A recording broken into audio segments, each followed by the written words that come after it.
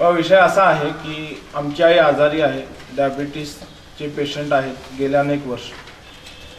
त्यांना उठता बसता फार अडचण होत होते आणि प्रामाणिकपणे काही डॉक्टरांनी आम्हाला सल्ला दिला होता की इन्शुरन्स किंवा मेडिकल जितकं होईल आणि ते केमिकल जाईल ते तितकं जास्त त्रास होईल. आता रोगप्रतिकारशक्ती कमी झालेली आहे तर तुम्ही आयुर्वेदचा उपचार करा.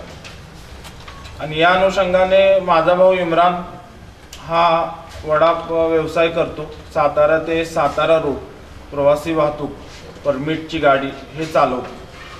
तर हे चालवत असताना गाडीत विषय घेतलेला होता की बाबा आमची आई अशी आजारी आहे आणि त्याच्या उपचाराचा म्हणजे आम्हाला पण अजून अपेक्षा आहे की ते चालेल आणि त्याचे उपचार करायचे आहेत आणि आयुर्वेद पद्धतीनं करायचे आहेत की साईड इफेक्ट होऊ नयेत म्हणून. तर यांच्या बोलण्याचा रोख ओळखून प्रवासीमधून एक जण वैद्य शेख या नावाचा महमूद शाह मोहम्मद शेख, मूळ राहणार राजस्थान आणि तात्पुरता राहत होता औरंगाबादेत. तर त्यांनी विश्वास दाखवला, हमी दिली की मी तुमच्या आईचा उपचार करतो आणि बऱ्यापैकी त्यांना योग्यरित्या ते चालतील एवढं मी त्यांच्यासाठी औषध उपचार करू शकतो. मग आई चालेल, आई बरी होईल या आशेनं त्या भामट्या वैद्याच्या सांगण्यात येऊन आम्ही फसलो आणि त्याची रितसर फिर्याद सुद्धा दिलेली आहे. सातारा रोड पोलीस स्टेशनला त्याची फिर्याद दिलेली आहे. त्याच्या आधी तक्रारी अर्ज दिलेला होता. तक्रारी अर्जावर काही कारवाई नाही झाली. त्यामुळे वारंवार Yadav BR Yadav head constable होते सातारा रोडचे, त्यांच्याकडे हेलपाटे आम्ही मारत होतो. त्यांना रिक्वेस्ट आणि विनंती करत होतो की तुम्ही याच्यावर कारवाई करा, गुन्हा नोंद करून घ्या आणि लोकेशन जे त्याचे कॉल डिटेल्स किंवा लोकेशन्स आहेत, लोकेशन आहे टावर लोकेशन आहे हे मागवून घ्या ही विनंती करत होतो. तर त्यांनी आमच्या विनंतीवर काही लक्ष नाही दिलं. त्यात एक महिना जवळपास गेला आणि दिनांक 26/10/2013 रोजी माझे भावाचे मित्र जाकीर कुरेशी यांचे वडील आजाराने, त्यांना पॅरालाइजचा अटॅक आलेला होता आणि त्यांना पुण्यामध्ये पुणा हॉस्पिटल येथे दाखल करण्यात आलेलं होतं. तर माझा भाऊ इम्रान आणि त्याचा मित्र जाकीर हेही त्यांच्यासोबत गेलेले होते 26 तारखेला. तिथं त्यांना हा वैद्य, फसवणारा वैद्य ज्याने आमची फसवणूक केलेली होती तो वैद्य त्यांना तिथं मिळून आला आणि मिळाल्यानंतर त्यांनी तिथे फोन केला यादव साहेबांना की असा आपल्या अर्जातला आणि आपल्या फिर्यादीतला आरोपी आम्हाला मिळून आलेला आहे, आम्ही काय करू. तर यादव साहेबांनी यांना सांगितलं की ठीक आहे, तुम्ही त्याला घेऊन या आणि STतून घेऊन या, आपण इथं आल्यानंतर त्यांच्यावर कारवाई करू. तर भावाने विचारले असता की मध्ये काय प्रॉब्लेम झाला किंवा काही अडचण आली तर यादव साहेब त्यावर बोलले की कसलीही अडचण येऊ दे, 5 मिनिटात त्या अडचणीचं सोडवायची हमी आणि जबाबदारी मी घेतो. हे विश्वास त्यांनी फोनवरून दिला यांना. त्यातून ते बसले आणि बसल्यानंतर प्रवास यांचा सुरू झाला. STत त्या वैद्याने यांना धमकवण्याचा ही प्रयत्न केला की तुम्हाला बघून घेतो, तुम्हाला सोडणार नाही आणि नंतर त्यांना घेतलेले पैसे देतो आणि मला सोडून द्या, माझ्यावर काही कारवाई करू नका या पद्धतीत पण त्यांना सांगितलं. याची कल्पना पण यादव साहेबांना फोनवरून दिली गेली. तर यादव साहेब बोलले ठीक आहे, त्याला काही बोलू दे, तुम्ही त्याला घेऊन या कोरेगाव पोलीस स्टेशनमध्ये, आपण त्याच्यावर रितसर कारवाई करू. तर त्या अनुषंगाने हे चालले आणि टोल नाक्यावर, आणेवाडी टोल नाक्यावर भुईंज पोलिसांनी गाडी अडवली. त्यामध्ये काझी कॉन्स्टेबल होते, ट्रॅफिक कॉन्स्टेबल. त्यांनी या तिघांना उतरवून घेतले. उतरवल्यानंतर सुद्धा माझा भाऊ इम्रान याने त्याच्या मोबाईलवरून फोन लावला आणि फोन लावून यादव साहेबांना हा प्रकार सांगितला आणि काझी हवालदार कॉन्स्टेबल आणि आमचे यादव हेड कॉन्स्टेबल यांच्यात संवाद साधून दिला मोबाईल फोनवर। तर ते संवाद झाल्यानंतर काझी त्यांना घेऊन गेले भुंज पोलीस स्टेशनला। तेथे गेल्यानंतर त्यांना बसवलं गेलं। ते EPI हांडे यांनी त्यांना तिथं तिघांना, त्या भोंदू वैद्यला पण आणि या दोघांना पण मारहाण केली। आणि हाच विषय कळत नव्हता की हे पोलिसांची मदत करत होते आणि पोलिसांच्याच कामात त्यांचा साथ देत होते। तर त्यांच्यावर हांडे साहेबांनी खंडणीचा आणि अपहरणाचा असले गंभीर गुन्हे दाखल करून यांना फसवलं। आणि ते फसवायच्या आधी ज्या वेळेला भुंज पोलीस स्टेशनला घेऊन गेले होते, तर आम्ही पोहोचलो 7 वाजण्याच्या दरम्यान आम्ही पोहोचलो। माझ्याबरोबर माझे 3 सहकारी होते। तिथं पोहोचल्यानंतर जवळजवळ आम्ही 3 तास बाहेर बसून हांडे साहेबांचा वेट केला ते येतील म्हणून। आणि 3 तासानंतर 10च्या सुमारास हांडे साहेब पोलीस स्टेशन मध्ये दाखल झाले। दाखल झाल्यानंतर कॅबिन मध्ये आम्हाला बोलवलं गेलं आणि आमच्या बरोबर ज्या वेळेला कल्पना दिली मी स्वतः यादवांना की असा असा विषय घडलेला आहे आणि माझा भाऊ त्याचा मित्र जाकीर यांना भुंज पोलीस स्टेशन मध्ये घेऊन गेलेले आहेत आणि तिथं असा असा प्रकार चाललेला आहे की त्यांना पैशाची मागणी होत आहे आणि मागणी न पूर्ण केल्यावर त्यांच्यावर गुन्हे दाखल करण्याची तिथं भाषा वापरली जात आहे। तर यादव साहेब हे सगळं आपल्या सांगण्यावरून आणि आपल्या निर्देशावरूनच आम्ही केलेलं आहे। प्लीज कृपया करून तुम्ही आम्हाला मदत करा आणि यातनं मार्ग काढा। ज्या वेळेला यादव यांना विनवणी केली आणि विनंतीनंतर त्यांनी त्यांच्या मातेस्थित असणारा कॉन्स्टेबल शिवाजी वायदंडे यांना आमच्या बरोबर पाठवलं आणि त्या वायदंडेंना घेऊन आम्ही पोहोचलो भुंज पोलीस स्टेशनला। 10 वाजता जेव्हा हांडे साहेब आले तर हांडे साहेबांना शिवाजी वायदंडे यांनी पूर्ण हकीकत सांगितली की हे गुन्हेगार नाहीयेत, हे तर मूळ आरोपीला घेऊन येत होते आणि यादव साहेबांच्या सांगण्यावरूनच ते घेऊन येत होते। तर साहेब तुम्ही यांच्यावर जे कारवाईचं बोलत आहात ते कारवाई करणं योग्य ठरणार नाही, तुम्ही यादव साहेबांशी बोला।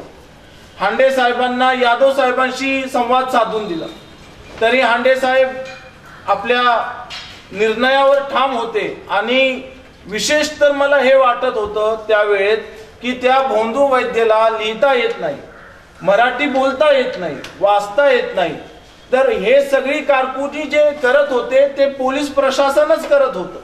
फक्त जबरदस्तीने त्या भोंदूला पण ज्या वेळेत लक्षात आलं की बाबा हे वाढीव चाललेला आहे आणि पोलीस यंत्रणाचं काम सगळा उलटा चाललेला आहे, तर तो सुद्धा एक वेळ होती अशी तिथं भुंज मध्ये बोलला की बस मला माझी फिर्याद द्यायची नाहीये, मी मिटवून घेण्यास तयार आहे, तुम्ही तुमच्या मार्गी चला, मी माझ्या मार्गी जातो आणि विषय इथं संपून टाका, हे ते बोलला होता आम्हाला।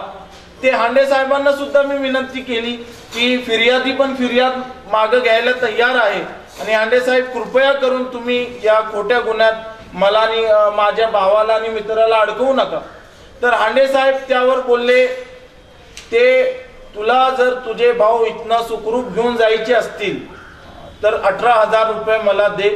आणि ते पण हिशोब त्यांनी सांगितला की 4 कॉन्स्टेबल त्यांना 2,000 द्यावे लागतील आणि 10,000 माझे होतील। हे रक्कम जर तू देत असला तर तू यांना घेऊन जा, अन्यथा मी कोणाचंही ऐकणार नाही, माझ्यावर कुठलाही प्रेशर मी चालून घेणार नाही, हे बोलून हांडेनी आणि तिथं आम्हाला पण अगदी म्हणजे ते कुठल्या माणुसकीनं बोलत होते किंवा त्यांचं ते कुठला रूप होता हे अजून माझ्या लक्षात आलं नाही।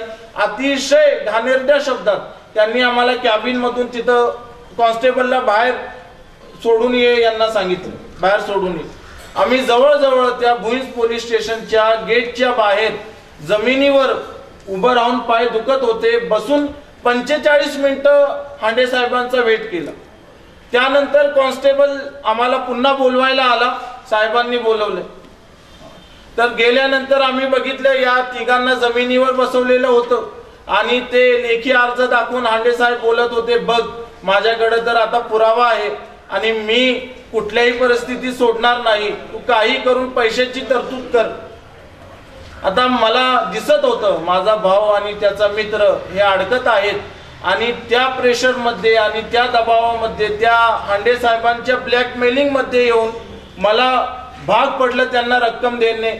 आणि मी आणि माझे सहकारी जे गेले होते यांना आणायला वायदंडेंना घेऊन पोलीस कॉन्स्टेबलला घेऊन तिथनं मी त्यांच्याकडनं उसनवार पैसे घेतले आणि 4750 रुपये हांडे साहेबांना दिले आणि हात जोडून बोललो, साहेब राहिलेली रक्कम तुम्हाला उद्या मिळेल, तुम्ही यांना अडकवू नका प्लीज, तुम्हाला पैसेच हवे आहेत, हे पैसे घ्या, तुम्ही यांना अडकवू नका. तर हांडे साहेब त्यावर बोलले की आता तू इथून चालता हो, मला जास्त राग, तू आणखीन राग मला म्हणजे रागात मला बोलायला लावू नकोस आणि मला तू अजून टेन्शन देऊ नकोस, तू इथनं बाहेर निघ, काय असेल ते सकाळी बघू. आणि ज्या अर्थी सकाळी आम्ही गेलो तिथं आमच्या लक्षात आलं की हांडे साहेबांनी सांगितलं गेलं की API हांडे यांनी 00 ने त्या भोंदू वैद्याला जो मूळचा आरोपी होता त्यालाच या दोघांच्या विरुद्ध फिर्यादी बनवला आहे आणि खोटी तक्रार घेऊन यांच्यावर गुन्हा 00 ने रजिस्टर केलेला आहे, हे आमच्या लक्षात आलं. आणि यातून एक प्रश्न असा की जर इम्रान सय्यद जाकीर कुरेशी हे आरोपी आहेत, चला ठीक आहे, त्यांनी पोलिसांच्या सांगण्यावरून आणलं, काही लेखी घेतलं नव्हतं किंवा त्यांनी काही तिथं त्यांच्याकडून रेकॉर्ड केलेलं नाहीये त्यांचं बोलणं, ठीक आहे, पण हे दोषी आणि आरोपी असतील तर आमचं मत असं आहे तर यातला मूळ सूत्रधार आणि मूळ आरोपी यादव, हेड कॉन्स्टेबल यादव झाले, कारण की त्यांनी यांना सांगितलं नसतं तर हे आलेच नसते, त्याला घेऊन ते आलेच नसते. ज्या वेळेला हे अडकले त्यावेळेला यादव साहेब बोलले, अरे तिथं कुठल्या तरी पोलीस स्टेशनला गेला होतं तुम्ही, तर तुम्ही का सांगितलं नाही साहेब, यांना तर माहित नव्हतं, तुम्ही का सांगितलं नाही. यावर यादव बोलले, ते आता झालं, मी कॉन्स्टेबल पाठवतोय, ते येईल आणि सगळं काही बरं कर. पण हांडे API हांडेंना बिलकुल दया आली नाही. त्यांनी पैसे न दिल्यामुळं आणि त्यांची मागणी पूर्ण न केल्यामुळं या दोघांवर गुन्हा दाखल केला आणि कॉल्स डिटेल, आमचे मोबाईल नंबर पण त्या लेटर मध्ये आम्ही दिलेले आहेत, त्यावेळेचे कॉल डिटेल्स काढावे आणि लोकेशन काढावा आणि हांडे साहेब बी त्यांचा मोबाईल नंबर मिळवून त्यांनी त्या वेळेत त्या रात्री कोणाशी काय बोलले, किती बोलले, कोण काय बोलत होता, की साल्यांना आत बसू दे आणि यांना सोडूच नका, हे जे काही संभाषण झालेलं आहे तर त्याचा डिटेल पण काढला गेला पाहिजे. आणि यातून आमची ही मागणी आहे की API हांडे यांच्या विरोधात गुन्हा नोंद करून घ्यावा आणि या आरोपामध्ये हेड कॉन्स्टेबल यादव ज्यांनी जे तर हे सूत्रधार आहेत त्यांच्या सांगण्यावरूनच एवढं काही झालेलं आहे तर त्यांना पण या गुन्ह्यामध्ये आरोपी करावं. आणि यामधून जर पत्रकार बांधवांनी आम्हाला साथ दिली तर आमच्या या कमकुवत आवाजाला आणि कमजोर आवाजाला ताकद मिळेल आणि या पोलीस प्रशासनाविरुद्ध लढा देण्यासाठी आम्हाला तुमची साथ हवी.